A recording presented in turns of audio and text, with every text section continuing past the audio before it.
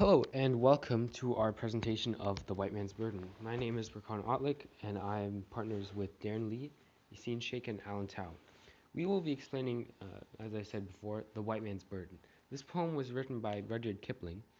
He was an English author, and the way we're going to structure our lesson is first talking about the history of basically the time of Kipling's life and what happened during that time.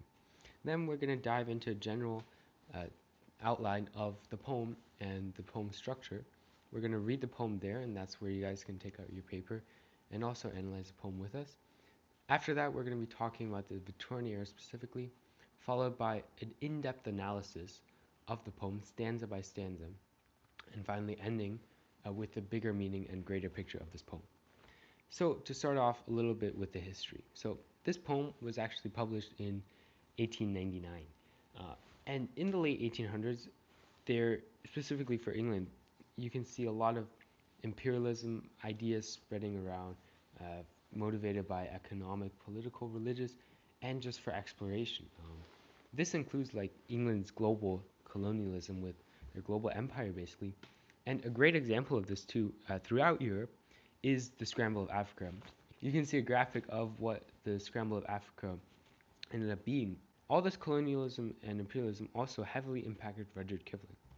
Here you can see a beautiful, very beautiful picture of Rudyard Kipling and his amazing mustache and eyebrows. And on the next slide, here we go. Now a little bit about Rudyard Kipling. He was born in Bombay, India in 1865, so you could actually say he's Indian probably.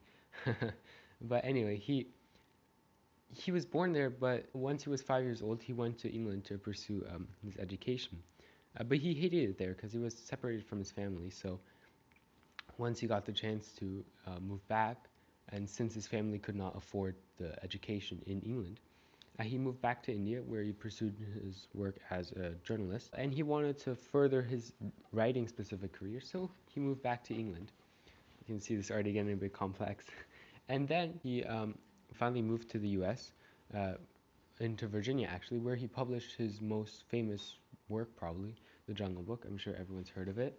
And then finally he moved back to Sussex, England, where he in fact also published this poem called The White Man's Burden. One thing that also makes him a very credible and good author is that he won the Nobel Prize in Literature in 1907. So now for a little bit of in-depth history about just the poem. So being born in colonial India at the time, Rudyard Kipling saw a lot of ideas about colonialism and heavy imperialism, and this made him a very vocal and very heavy supporter of these ideas too. This poem, you might think it's motivated by England's colonialism or whatever, but in fact, it's actually motivated by what happened after the Spanish-American War. The subtitle of the poem was The United States and the Philippine Islands. So this is a call to the United States saying, okay, now you have to take up the white man's burden. The white man's burden being the European colonialists and imperialists who have been taking these savage countries and making them proper, or whatever you want to say. And now it's America's turn to do that too. So overall, this whole poem has a lot of these ideas which in the modern day might be considered racist, but back in the time and for Kipling and for Europe, this was considered more normal and leads us into our poem. The poem consists of 7 stanzas, where each stanza has 8 lines. Most of the lines in the poem are jammed, and each stanza begins with the phrase, "Take up the white man's burden." The poem follows an AA-BB rhyme scheme, where there's a line that does not rhyme between two that do rhyme, although the rhyme scheme is not always perfect, as there are slant rhymes throughout. The term white man's burden is an idea that it is the responsibility of white people to conquer and bring European civilization to the natives of the seized lands, who are viewed as lesser human beings.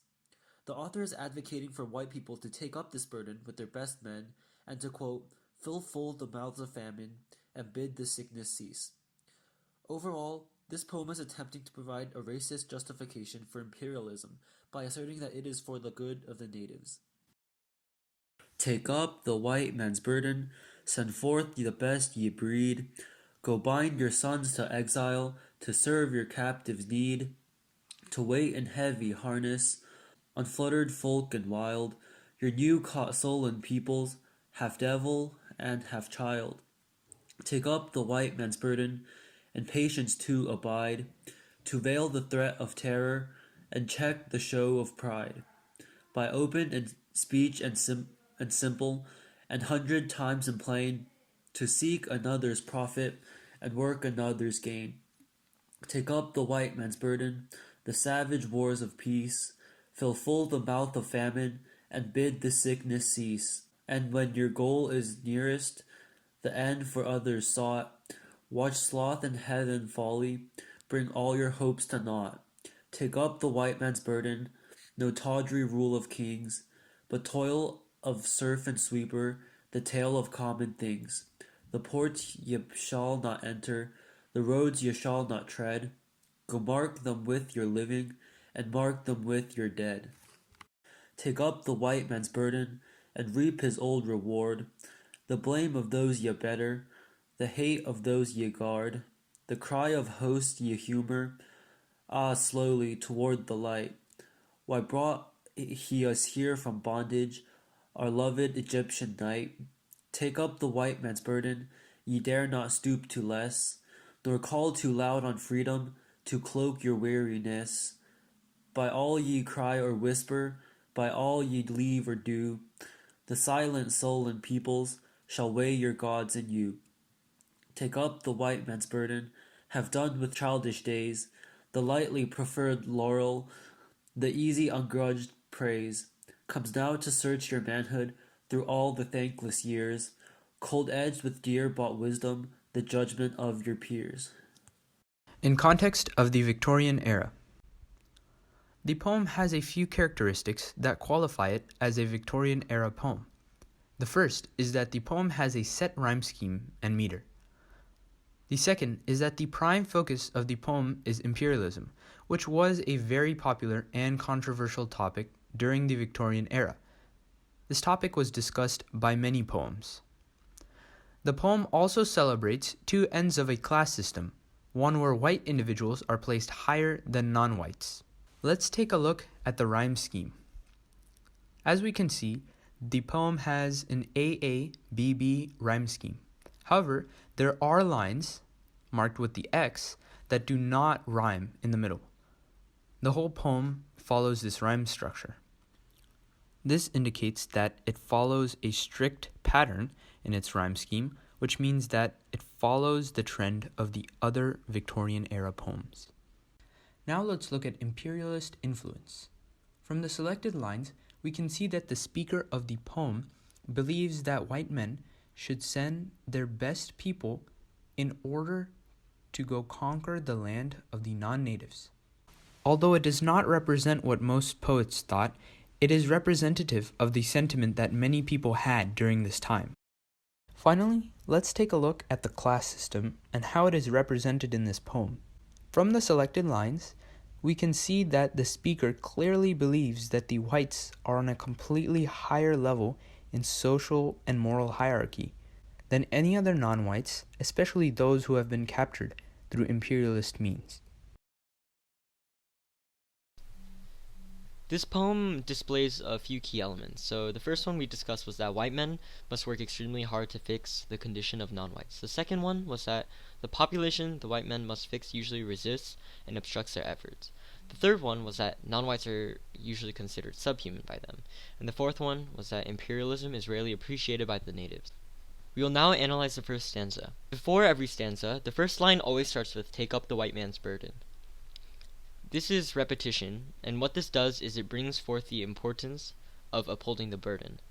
Not only that, but it's also used to convince the audience to take concrete action.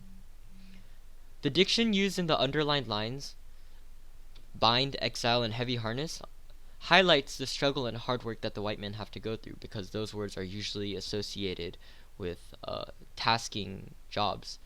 So these lines also reinforce the key element that white men must work extremely hard to fix the condition of non-whites. The line "unfluttered folk and wild" depicts the natives as careless, as they are just fluttered and wild is usually associated with animals who are just careless and live freely, as they don't have civilization or rule. The words "caught" and "half devil and half child" in the following lines reinforces one of the poem's key elements, that the non-whites are considered subhuman. And the words caught and half devil and half child, these words are usually associated with people who aren't human. You wouldn't say you caught a human. In the second stanza, in the underlined line, the speaker is reinforcing one of the main ideas of the poem by thinking his race and culture is superior to other quote-unquote inferior races, and they need their support. Therefore, they must uphold this responsibility or burden, and this burden that they have to uphold is one that requires their patience. In the underlined and bolded lines, the author is calling the white men to abolish fear while staying humble, showing that the author thinks of his kind as all great and mighty, and they're very egotistical.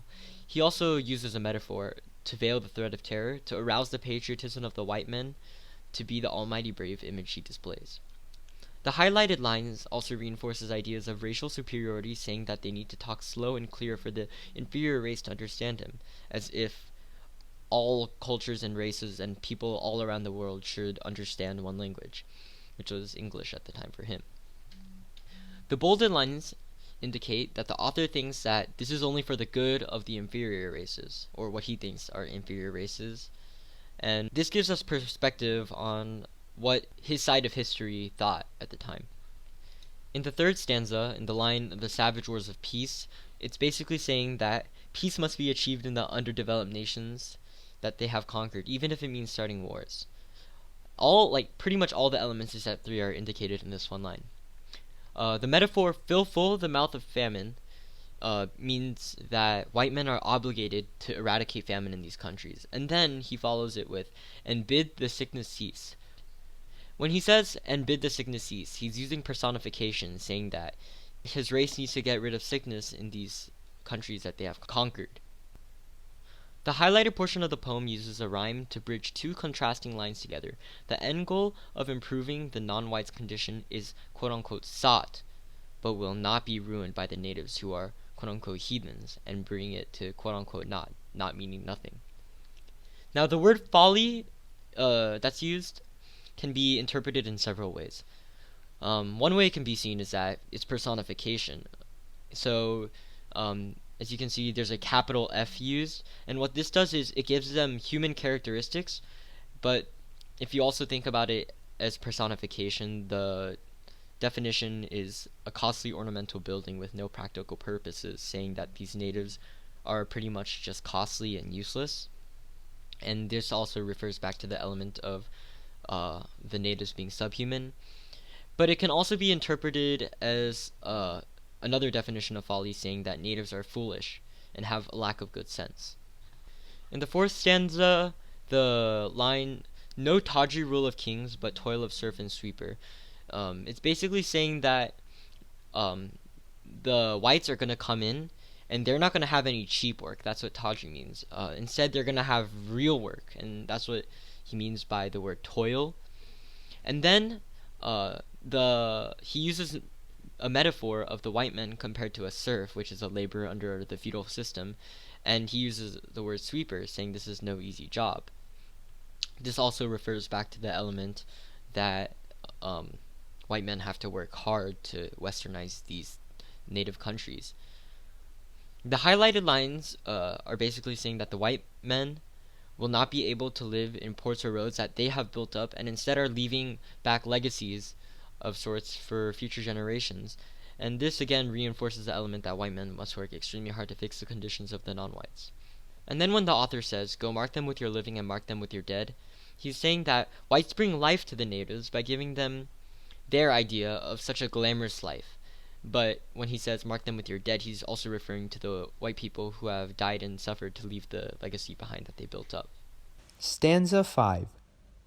Kipling uses sarcasm in the stanza to illustrate the thanklessness of the work under the white man's burden. The white men are helping the natives, yet receive nothing but blame and hate for their efforts. He also uses an allusion to the Bible, where he compares the non-white natives to an ancient Egyptian civilization known as the children of Israel, who were enslaved but did not realize their poor condition. The bolded lines give the white man a more enthusiastic and encouraging tone. This is seen in the phrase, "nor call too loud on freedom to cloak your weariness," which basically means don't ask for freedom from this job because you're tired or weary. The adjectives silent and sullen in the following lines are again used in the highlighted lines to describe the natives, which asserts that they are inferior. The phrase, "shall weigh your gods and you," means that white people and their gods will be judged, and the lines serve to describe the challenges white men will face during conquest. The highlighted sections urges the white men to let go of the childish days and easy life. The following line, "come now, to search your manhood," means that taking on the white man's burden will ultimately be a test of their masculinity. The lines, "through all the thankless years," implies that the white men are doing a favor for the natives, but aren't being thanked for it. Now, what can we take from all of this? So, the poem attempts to rationalize the supremacist ideologies and imperialism. So, throughout history, we can see how this philosophy plays out. However, the conquest for worldwide westernization has not gone exactly as expected. The forceful nature of supremacism on other cultures, for example, Hitler during World War II, Britain colonizing India, the scramble for Africa, they've been unsuccessful for the most part. Cultures, after gaining independence from the harmful westernization, have even rejected the culture even more so, even to the point in which they've been in denial, even to this day. As you can see, countries like in India, some countries in Africa, they haven't really westernized. Although in some aspects the conquest for worldwide westernization may seem like a failure, in some sense, the newly westernized world, with numerous nations such as South Korea and Japan, countries that have converted their ways to a more western-leaning system, have been largely successful after following the ways of the United States. The U.S. has also supported countries in peaceful manners who are trying to take after their Western example. Countries are now starting to reap the benefits of traditionally Western styles of government such as democracy and capitalism, even to this day, making them largely successful. Although the forceful nature perceived in the poem may not have been successful in westernizing natives, with good examples and peaceful methods, mostly done by the U.S., the world seems to be taking after the great example of them, and taking upon their own burden of self-improvement and peace.